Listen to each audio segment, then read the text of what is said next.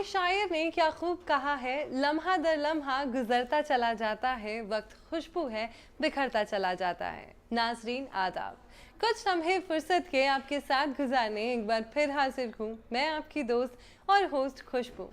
बिना मजीद देर करते हुए अपने आज के प्रोग्राम का आगाज करते हैं। नाज़रीन, हम ख्वातीन के ऊपर कितनी सारी जिम्मेदारियां हैं ना, और अगर हाउसवाइफ हैं तो सारा वक्त किचन में निकल जाता है। खाना पकाना, साफ सफाई और फिर बर्तन धोने का काम तो मानो कंटिन्यूअस लगा ही रहता है। और इस चक्कर में हाथों की केयर नहीं हो पाती और नाखून भी खराब होकर टूटने लगते हैं। हमारे हाथों की खूबसूरती में अहम किरदार निभाते हैं हमारे नाखून, तो इनकी केयर भी तो करनी चाहिए। तो चलिए आज चलते हैं हमारे नेल एक्सपर्ट के पास और उनसे जानते हैं किस तरह से हम अपने नेल्स की और हाथों की केयर कर सकते हैं। तो आइए चलते हैं। तो नाज़रीन, हम आ चुके हैं हमारे नेल एक्सपर्ट राकेश जी के पास और उनसे हम जानेंगे किस तरीके से हम अपने नेल्स की केयर कर सकते हैं। तो राकेश जी, इस्तकबाल है आपका हमारे इस प्रोग्राम में। मेरा सबसे पहला सवाल आपसे ये है कि हम लेडीज़ को अपने हाथों से बहुत प्यार होता है और हाथों में जो नाखून है उनकी केयर करना हमारे लिए बहुत मुश्किल की बात हो जाती है।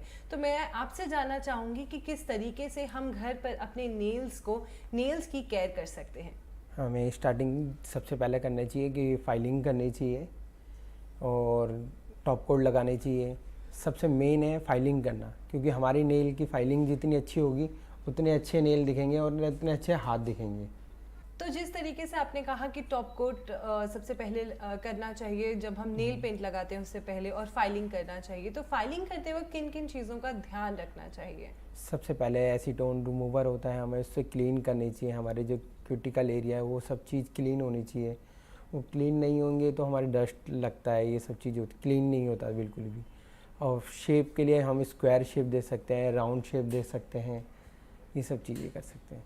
तो जब कोई शेप चूज़ करता है और जिस तरीके से मान लीजिए जैसे मेरे नेल्स हैं और हमें घर पर नहीं पता चलता कि हमें ये शेप चूज़ करना चाहिए या दूसरी शेप लेनी चाहिए, तो इस पर आप किस तरीके से सजेशंस दे सकते हैं? हम सजेशन ये देना चाहते हैं कि आपके नेल्स के अकॉर्डिंग देखना पड़ता है कि हाथ कैसे अच्छे लगेंगे, स्क्वायर शेप में अच्छे लगेंगे। आजकल यूट्यूब है, उसमें भी देख के कर सकते हैं हम, बहुत चीज़ें हैं। तो आजकल बहुत सारे जो स्टाइल्स हैं वो ट्रेंड में हैं, ठीक है, जिसे कहा जाता है कि नेल एक्सटेंशन करवाई जाती है जिनके नेल्स बहुत ज़्यादा छोटे होते हैं। लेकिन ये भी कहा जाता है कि नेल एक्सटेंशन से जो रियल नेल्स होते हैं, जो एक्चुअल नेल्स होते हैं, उनकी हेल्थ बहुत डैमेज हो जाती है, बहुत ख़राब हो जाते हैं। तो आपका क्या सजेशन है कि वो नेल एक्सटेंशन करवाना चाहिए कि नहीं करवाना? नेल एक्सटेंशन उनको करानी चाहिए जिसके, जैसे आपके हैंड्स हैं, आपके नेल्स बहुत अच्छे हैं, आपको जेल नेल पेंट कराने चाहिए। और अदरवाइज जो नेल बाइट करते हैं, जैसे कुछ भी है, जिनके नेल बहुत छोटे होते हैं, नेल फाइलिंग नहीं करते, कुछ भी नहीं करते, तो उनके लिए नेल एक्सटेंशन बहुत ज़रूरी है। तो हम ये सजेशन करना चाहिए, यही चाहिए चाहता हूँ कि अच्छी से अच्छी नेल आर्ट अच्छी सजेस्ट करेंगे।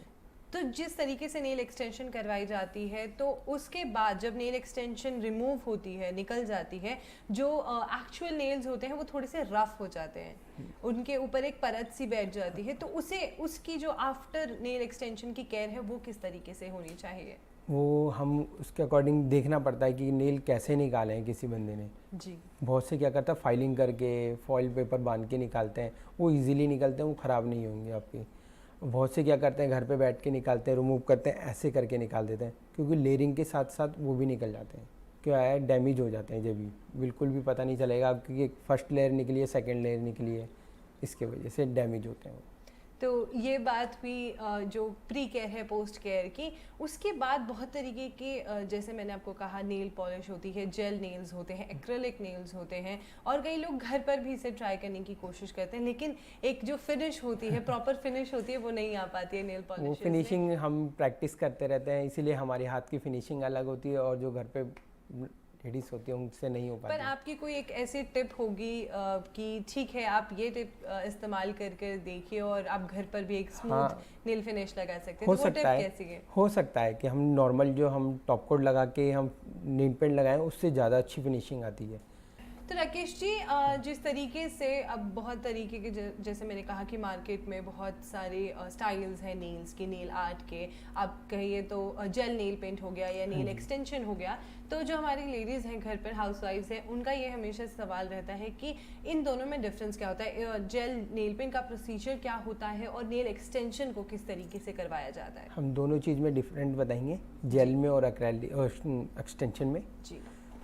तो जेल नेल पेंट हमारी क्या होती है 20 से 25 दिन चलती है जी। और जो नॉर्मल नेल पेंट होती है वो 10 या 15 दिन चलती है, क्योंकि हम घर के जो भी काम करते हैं उसमें पानी में निकल जाती है। इसके वजह से नॉर्मल नेल पेंट में और जेल नेल पेंट में ये फ़र्क है। और नेल एक्सटेंशन का प्रोसीजर क्या होता है? नेल एक्सटेंशन उनके लिए बेस्ट है जिनके नेल नहीं है उनके अकॉर्डिंग हम करेंगे नेल एक्सटेंशन। मैं दोनों में डिफरेंट बताना चाहता हूँ कि जेल नेल पेंट में और नॉर्मल नेल पेंट में क्या फ़र्क होता है और कैसे फिनिशिंग आएगी, उसके अकॉर्डिंग बता देता हूँ मैं आपको। हम जो नॉर्मल नेल पेंट लगाएंगे वो हम इसके पहले तो टॉप कोट लगाएंगे, फिर उसके बाद नेल पेंट लगाएंगे। ड्राई होने के बाद पहले टॉप कोट लगा के ड्राई करेंगे, अच्छी तरह ड्राई होनी चाहिए। ड्राई नहीं होगा वो नेल पेंट एकदम अच्छा लगेगा ही नहीं, फिनिशिंग नहीं आएगी। जेल नेल पेंट को हम पहले प्रोसीजर ये करेंगे, हम क्लीनिंग करनी पड़ती है सारी, क्यूटिकल एरिया क्लीन होनी चाहिए। क्यूटिकल एरिया क्लीन नहीं होगा फिनिशिंग नहीं आएगी जेल नेल पेंट के अंदर, इसलिए हमें टॉप कोट लगाना पड़ता है, फाउंडेशन लगेगा तब जाके नेल पेंट लगता है जेल। उसके अंदर डिफरेंट ये दिखेगा आपको, जेल नेल पेंट की ये फिनिशिंग आएगी और जो नॉर्मल नेल पेंट की आएगी उसकी फिनिशिंग थोड़ी सी नहीं आती ढंग से, थोड़ी सी लेस शाइनी होती है जेल नेल, जो नॉर्मल नेल पेंट्स की फिनिशिंग होती है। तो अगर हम बात करें नेल एक्सटेंशन की, तो नेल एक्सटेंशन में किस तरीके का प्रोसीजर होता है? जैसे आपने कहा कि वो जिनकी छोटे नेल्स होते हैं हम उन पर यूज़ करते हैं, लेकिन उसका प्रोसीजर क्या होता है? उनके ऊपर डिपेंड करता है। जैसे नेल बाइट करते हैं हम उनके लिए सजेस्ट करेंगे कि हम आपको नेल एक्सटेंशन करानी चाहिए। जी। तो उसका प्रोसीजर क्या होता है, किस तरीके से नेल एक्सटेंशन की? नेल एक्सटेंशन हमारा एक 1 आवर का होता है, उसमें फिनिशिंग के अकॉर्डिंग सारा काम करना पड़ता है। क्यूटिकल एरिया क्लीन करना पड़ेगा, उसके लिए फाइलिंग करनी पड़ती है। हाँ, जो उसकी टिप्स लगेगी उसके लिए हमें फाइलिंग करना ज़रूरी है। उसके ऊपर ग्लू लगा के फिर हमें टिप चिपकानी पड़ती है, फिर उसके ऊपर नेल पेंट लगाई जाती है और उसके ऊपर नेल आर्ट जैसे क्लाइंट हम सजेस्ट करते हैं तो हम उनके अकॉर्डिंग नेल आर्ट होती है। तो जो नेल एक्सटेंशन का प्रोसीजर होता है, जैसे आपने कहा क्यूटिकल एरिया को क्लीन करना पड़ता है, तो ये थोड़ा सा पेनफुल प्रोसीजर होता है? नो, ऐसा कुछ नहीं होता है, दर्द नहीं होगा कुछ भी। क्यूटिकल एरिया बस क्लीन करना होता है, ये नहीं कि कट करना होता है, क्लीन करना होता है। क्लीन करने के हम ड्रिल्स भी यूज़ करते हैं क्यूटिकल एरिया के लिए, क्यूटिकल कटर भी यूज़ करते हैं, तो हम फाइलिंग यूज़ करते हैं। तो राकेश जी, बातें तो बहुत होगी, मैंने आपसे सवाल बहुत किए, तो अब मैं चाहूँगी कि आप हमें एक प्रॉपर फिनिश के साथ एक नेल पेंट लगा कर दिखा दें। चलो मैं आपको एक डेमो दिखाऊंगा कि मेहमान आ रहे हैं, हम उसके ऊपर डेमो करके दिखाएंगे जेल नेल पेंट का कि कैसा लगता है, कैसा प्रोसीजर होता है। ये सब चीज़ें उनके ऊपर डिपेंड करता है कैसे नेल आर्ट चाहिए उनको, मैं आपको दिखाता हूँ।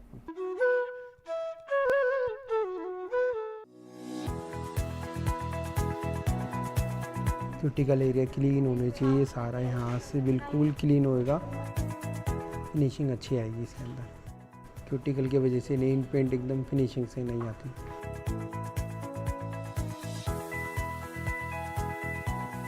आपके हाथ पे आलमंड शेप बहुत अच्छी लगेगी, शेप के अकॉर्डिंग स्क्वायर में नहीं दे सकते आप।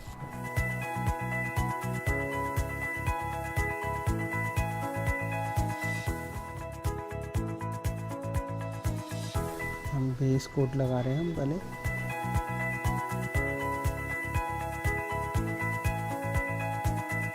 बेस कोट लगाना इसलिए ज़रूरी है क्योंकि हमारा जो हम नेल पेंट लगाएंगे हमारा कलर नहीं आने चाहिए नेल के ऊपर, इसलिए हम बेस कोट लगाते हैं। सबसे पहले हमारा नेल येलो नहीं होगा।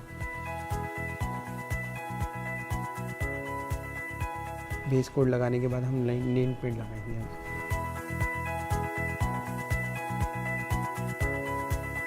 ये फर्स्ट कोट लगाया हमने, सेकंड कोट लगेगा थोड़ा सा ड्राई होने के बाद, क्योंकि ये सूखेगा जब ही नेल पेंट अच्छा लगेगा, ये तो नहीं लगेगा, फिनिशिंग नहीं आएगी बिल्कुल भी।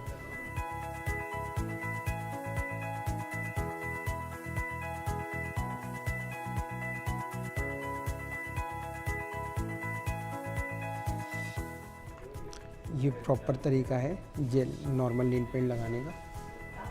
देखिए फाइनल नेल पेंट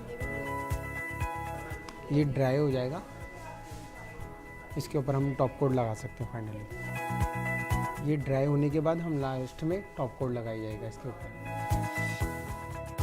अब आपको जेल नेल पेंट करके दिखाते हैं इसमें कैसे होता है प्रोसीजर। पहले हम पुशिंग करेंगे इसके अंदर सारा, क्यूटिकल है तो कट करेंगे, नहीं तो नहीं करेंगे इसमें।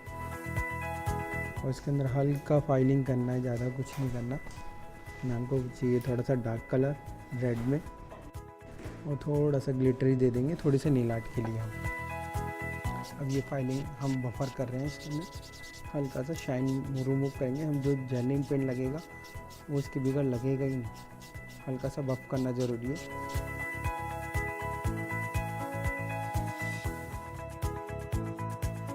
फाउंडेशन लगाएंगे इसके अंदर, उसको क्योर करेंगे यूवी रेज में। ये हार्मफुल नहीं होता बिल्कुल भी।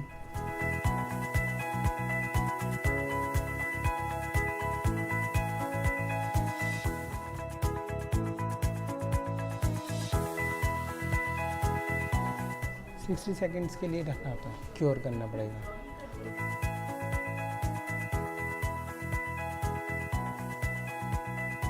एक ही कोट लगाओ या दोनों कोट लगाओ?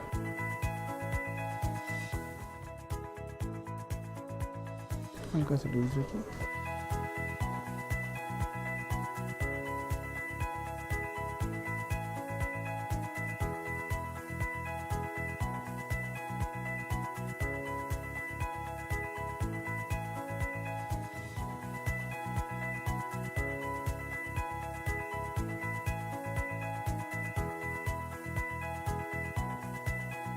ये थोड़ा ग्लिटर करा है हमने। आप फुल फिंगर पे भी ले सकते हैं, जैसे मैम को एक फिंगर पे ही चाहिए तो हम वन फिंगर पे ही करें। इसके अंदर रखेंगे, क्योर करेंगे। छोटी लेंथ के अंदर हम जा रहे थे तो ग्लिटर ही देते हैं कि जल्दी। ये छोटी लेंथ वालों के लिए ठीक है, हमने हल्का सा ग्लिटर दिया है मैम को कि इजीली वर्क हो सके, सारा काम कर सके, कोई निकले ना। हम स्टोन वर्क देते हैं तो निकलने के चांस ज़्यादा रहते हैं, इसलिए हमने ग्लिटर दिया है। ये फाइनल टॉप कोट लगे जाएगा।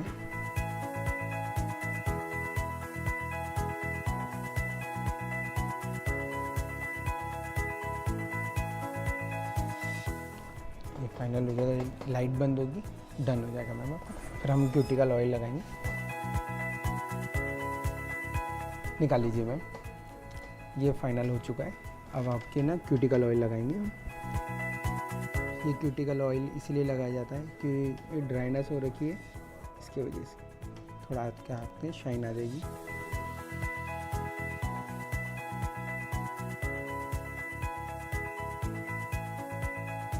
देखिए मैम, आपको कैसा लग रहा है ये नेल्स? कितनी छोटे नेल्स पे कितना ब्यूटीफुल लग रहा है।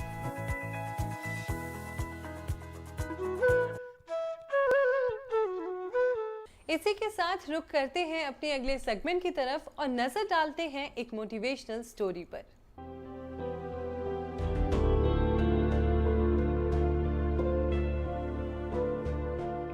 दुनिया में बहुत कम लोग ऐसे हुए हैं जिन्हें पूरी दुनिया देखने और समझने का मौका मिला है। चाहे गरीब ममालिक में खिदमत खल्क की नुमाइंदगी की बात करें या अमीर ममालिक के सामने मजलूम और लाचार लोगों के हक की आवाज सर बुलंद करने की बात करें। नजर उठा के देखा जाए तो आज की तारीख में डॉक्टर बरखा वर्षा का नाम सरे फहरिस्त है। अफगानिस्तान की तसादुम को अपनी नजरों से देखकर लौटी डॉक्टर बरखा का इंसानी हुकूक पर काम 2 दहाई से ज्यादा का है। दुनिया के बेशतर ममालिक से सैकड़ों इनामात और एजाज़ात से नवाजी जा चुकी है डॉक्टर बरखा। अपनी इंसानी धर्म की पैरवी भी डॉक्टर बरखा पुरजोर तरीके से करती हैं। उत्तर प्रदेश की राजधानी और तहजीब के लिए पूरी दुनिया में मशहूर शहर लखनऊ की रहने वाली है डॉक्टर बरखा वर्षा। इन्होंने शहर लखनऊ में ही बुनियादी तालीम और तरबियत हासिल की। एक फौजी की तरबियत का रिफ्लेक्शन बरखा की पर्सनालिटी में बखूबी देखा जा सकता है। डॉक्टर बरखा की बात, उनकी शोहरत व कामयाबी का जिक्र किया जाए तो शायद वक्त कम पड़ जाए। आज डॉक्टर बरखा को हिंदुस्तान के बेशतर न्यूज चैनल्स में इंसानी हुकूक की पैरवी करते हुए देखा जा सकता है। चलते हैं अपने अगले सेगमेंट की तरफ और बात करते हैं जायके की। Hello everyone, myself Farida Sadikot from Surat Gujarat से, और I am a recipe developer, food blogger and a food influencer.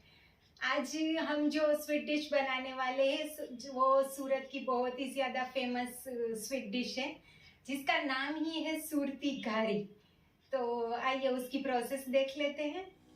Normally घारी को घी से कोट किया जाता है, बट आज उसका नया वर्जन बनाने वाले हैं, चॉकलेट घारी। घारी बनाने के लिए यहाँ पे हमने 150 ग्राम मैदा लिया है, उसमें 1 चम्मच घी ऐड कर लेंगे, अच्छे से मिक्स कर लेंगे और थोड़ा थोड़ा पानी ऐड करके उसका हमें आटा गूंद लेना है। थोड़ा सा घी ऐड कर लेंगे और अच्छे से मसल लेंगे और उसको हमें रेस्ट के लिए हाफ एन आवर के लिए रख देना है। एक कढ़ाई में खोया यानी कि मावा ऐड कर लेंगे। मावा हमने 250 ग्राम्स लिया है और मीडियम टू लो फ्लेम पे हमें थोड़ी देर के लिए उसको गरम कर लेना है, बहुत ज़्यादा कुक हमें नहीं करना है। उसी कढ़ाई में 2 चम्मच घी ऐड कर लेंगे और 2 चम्मच बेसन ऐड कर लेंगे और बिल्कुल लो फ्लेम पे हमें इसको रोस्ट कर लेना है। और जो हमारा खोया वाला मिक्सचर है उसी में हम इसको ऐड कर लेंगे और अच्छे से मिक्स कर लेंगे। इलायची पाउडर ऐड कर लेंगे। बादाम को हमने ग्राइंड करके पाउडर कर लिया है, वो ऐड कर लेंगे। पिस्ता को भी ग्राइंड कर लिया है, वो ऐड कर लेंगे। थोड़े से केसर को दूध में डाइल्यूट कर लिया है, वो ऐड कर लेंगे। और इन सारी चीज़ों को हमें अच्छे से मिक्स कर लेना है और ये मिक्सचर को हमें बिल्कुल अच्छे से ठंडा कर लेना है। ठंडा होने के बाद इसमें शुगर पाउडर ऐड कर लेंगे। आप शुगर पाउडर अपने टेस्ट के हिसाब से कम ज़्यादा कर सकते हो। अच्छे से मिक्स कर लेंगे। आप चाहे तो थोड़ी देर के लिए इस मिक्सचर को फ्रीज में भी रख सकते हैं। मिक्सचर में से हमें छोटे छोटे गोले बना लेने हैं। इसके लिए आप कटोरी या मोल्ड का इस्तेमाल कर सकते हो या फिर सिंपल इस तरह से हाथों से भी आप इसके इक्वल पोर्शन के हमें गोले बना लेने हैं। साइज़ आप अपने हिसाब से छोटी बड़ी कर सकते हो। इस तरह से हमने अपने सारे गोले बना लिए हैं। जो मैदे का आटा हमने रेस्ट के लिए रखा था उसमें से छोटे छोटे गोले बना लेंगे और इसकी हमें पूरी बेल लेनी है। पूरी बहुत ज़्यादा हमें मोटी नहीं रखनी है, बिल्कुल पतली सी हमें इस तरह से पूरी बेल लेनी है। ये देखिए बिल्कुल पतली सी हमें इसकी पूरी बेल लेनी है। और जो हमने स्टफिंग के गोले बना के रखे थे उसको इस तरह से बीच में हमें प्लेस कर लेना है और जैसे हम कचौरी वगैरह बनाते हैं उसी तरह से हमें इसको फोल्ड कर लेना है और ऊपर का जो एक्स्ट्रा पोर्शन है वो इस तरह से हमें निकाल लेना है और दबा के हाथों से थोड़ा सा इक्वल कर लेना है। और इस तरह से हम अपनी सारी घारी बना के रेडी कर लेंगे। इसको फ्राई करने के लिए हमने यहाँ पे घी लिया है। घी को बहुत ज़्यादा हमें गरम नहीं करना है, मीडियम ही हमें गरम करना है और जो मोटा वाला पोर्शन था वो नीचे रखना है और इस तरह से हम घारी को घी में फ्राई कर लेंगे। घारी को हमें बिल्कुल ही लो टू मीडियम फ्लेम पे ही फ्राई करना है, उसका कलर बिल्कुल भी हमें चेंज नहीं होने देना है। और इस तरह से दोनों तरफ से हम घारी को अच्छे से फ्राई कर लेंगे। ये हमारी घारी अच्छे से फ्राई हो गई है, उसे निकाल लेते हैं और बिल्कुल भी ठंडा कर लेंगे। कोटिंग के लिए हमने घी को गरम करके फ्रीज़ में ठंडा होने के लिए रख दिया था, उसे इस तरह से हमें फेंट लेना है। अब इसमें शुगर पाउडर ऐड कर लेंगे और अच्छे से मिक्स कर लेंगे और इसमें घारी को हमें इस तरह से कोट कर लेना है। आप इस तरह से भी इसको कोट कर सकते हैं। ऊपर से पिस्ता से गार्निश कर लेंगे। ये ट्रेडिशनल घारी हो गई हमारी। अब यहाँ पे हमने चॉकलेट को माइक्रोवेव में मेल्ट कर लिया है, उसमें हम घारी को इस तरह से डिप कर लेंगे। ऊपर से पिस्ता लगा लेंगे और उसे भी फ्रीज में सेट होने के लिए रख देंगे। यहाँ पे मैंने ट्रेडिशनल घारी को क्रिएटिव टच दिया है और चॉकलेट घारी बनाई है। सो ये हमारी घारी बन के रेडी हो गई है। आई होप आपको मेरी रेसिपी पसंद आई होगी। Thank you for watching, bye bye. तो नाज़रीन, कैसा लगा आपको हमारा आज का शुमारा? उम्मीद करती हूँ बेहद पसंद आया होगा और आप इससे फैजियाब भी हुए होंगे। आप हमारा ये प्रोग्राम डीडी उर्दू के यूट्यूब चैनल पर भी देख सकते हैं और कमेंट सेक्शन पर जाकर हमें अपनी राय ज़रूर भेजें। अगली मर्तबा फिर होगी मुलाकात एक नए शुमारे के साथ। तब तक के लिए मुझे और मेरी टीम को दीजिए इजाज़त। खुदा हाफिज़।